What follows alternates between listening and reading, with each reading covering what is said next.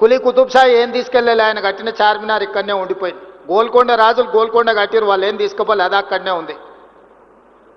Outer ring road అంతర్జాతీయ airport Rajasekhara Reddy గారు తీసుకెళ్ళలే. చంద్రబాబు నాయుడు గారు అమరావతి పోయినా హైటెక్ సిటీ మన దగ్గరనే ఉంది. కోహినూరు డైమండ్ సంపాదించి ఇంట్లో పెట్టుకుంటే బ్రిటిష్ వాళ్ళు అక్కడికి తీసుకుపోయారు. సంపాదించింది ఎవడని తీసుకుపోతాడో కానీ సమాజానికి ఇచ్చింది ఎవ్వరు తీసుకెళ్లరు, ఇక్కడనే ఉంటుంది. ఆ మాత్రం జ్ఞానము పరిజ్ఞానము అవగాహన తెలంగాణ రాష్ట్ర ముఖ్యమంత్రిగా నాకుంది. నేను నిర్మించదలుచుకున్న ఫ్యూచర్ సిటీ 1000 ఏళ్ళైనా ప్రపంచానికి ఆదర్శంగా నిలబడి ఒక గొప్ప నగరంగా తీర్చిదిద్దుతా. రెన్యూబుల్ ఎనర్జీతోని అల్ట్రా మోడర్న్ సిటీని నేను డిజైన్ చేస్తా.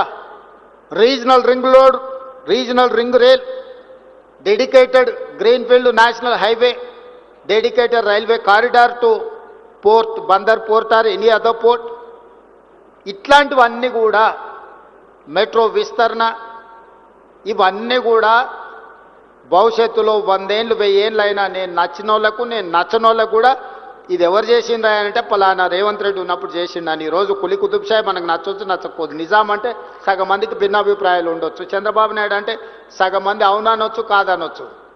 కానీ 100% హైటెక్ సిటీ ఎవరు కట్టిరా అంటే చంద్రబాబు నాయుడు కట్టిండని చెప్పాల్సిందే కదా. ఆ వ్యక్తి కొందరికి నచ్చొచ్చు నచ్చ